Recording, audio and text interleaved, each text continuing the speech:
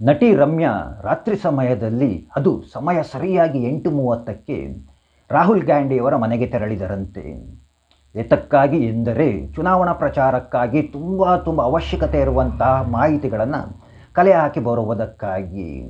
ಈ ನಮ್ಮ ಸೋಷಿಯಲ್ ಮೀಡಿಯಾಗಳಲ್ಲಿ ಏನಾಗ್ಬಿಡುತ್ತೆ, ನಟಿ ರಮ್ಯಾ ರಾತ್ರಿ 8:30ಕ್ಕೆ ರಾಹುಲ್ ಗಾಂಧಿಯವರ ಮನೆಗೆ ತೆರಳಿದರಂತೆ. ಅಲ್ಲಿಗೆ ಕಟ್ ಮಾಡಿ ಇಟ್ಕೊಂಡ್ಬಿಡ್ತಾರೆ. ಏತಕ್ಕಾಗಿ ತೆರಳಿದರಂತೆ ಅದನ್ನು ತೋರಿಸೋದೇ ಇಲ್ಲ. ಇಲ್ಲೇನಾಗುತ್ತೆ, ನಮ್ಮ ಜನಸಾಮಾನ್ಯರು ಅಯ್ಯೋ ರಾಹುಲ್ ಗಾಂಧಿಯವರ ಮನೆಗೆ ಏತಕ್ಕಾಗಪ್ಪ ನಟಿ ರಮ್ಯಾ ಹೋಗಿದ್ದಂತೆ, ಹೋಗಿರ್ತಾರೆ ಬಿಡು, ಕನ್ಫರ್ಮ್ ಆಗಿ ಹೋಗಿರ್ತಾರೆ, ನಮಗೆ ಗೊತ್ತಿಲ್ವ, ಈ ರೀತಿಯಾಗಿ ಚರ್ಚೆಗಳು ಪ್ರಾರಂಭವಾಗಿಬಿಡ್ತವೆ. ಇವತ್ತು ಅಮಿತ್ ಶಾ ಅವರ ವಿಚಾರದಲ್ಲೂ ಅದೇನೇ ಆಗ್ತಾ ಇರುವಂತಹದ್ದು. ಸಂಪೂರ್ಣವಾಗಿ ವಿಡಿಯೋನ ನೋಡಿ, ಪ್ರಾರಂಭದಿಂದ ಎಲ್ಲೋ ಒಂದು 12 ಸೆಕೆಂಡ್ 13 ಸೆಕೆಂಡ್ ವಿಡಿಯೋ ನೋಡಿಬಿಟ್ಟು ಅಮಿತ್ ಶಾ ಅವರ ವಿರುದ್ಧವಾಗಿ ಪ್ರತಿಭಟನೆಗಳು ಮಾಡೋದಲ್ಲ.